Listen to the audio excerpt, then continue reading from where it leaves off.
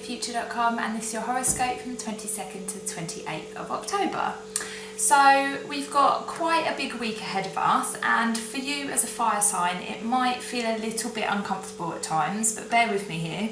Basically what we've got going on is the sun is moving from Libra into Scorpio, so we're starting the Scorpio season, and that will be conjunct Venus, which is still retrograde.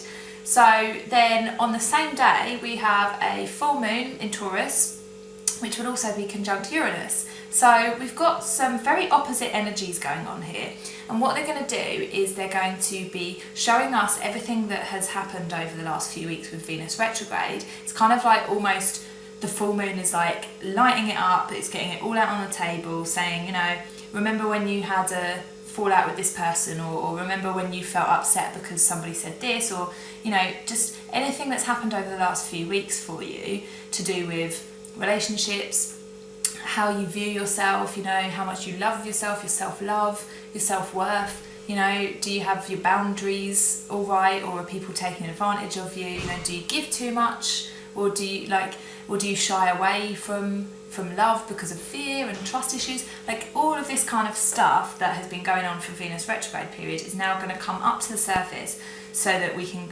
start to actually manage it and start to actually say, oh wow, okay, this is what's been going on, I can just, you know, close that book now and move on.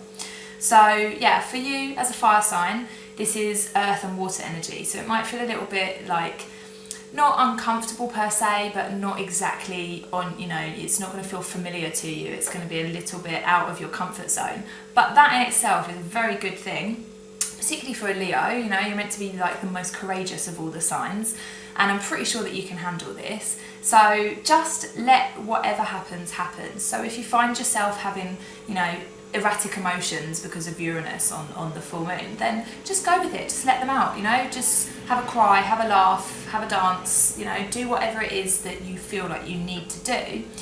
And then try and think about these things that have happened for you over the last few weeks, or any, like, you know, any negative feelings that you might have had, and try and just figure them out a little bit. Like try and think, you know, with the energy of the full moon, maybe write a list, you know, these are the things I want to leave behind, this is like the, you know, the traits that I don't want anymore, or these are the negative thoughts and feelings that I've been having about myself recently that I don't want anymore. You can just write them down on a list, and maybe even like burn the list on a candle, very carefully, obviously, do it, you know, over a sink or something, but that's like you bringing your own fire energy into this kind of, you know, earthy, watery kind of feel, and like going with the energies but adding your own spin to it as well.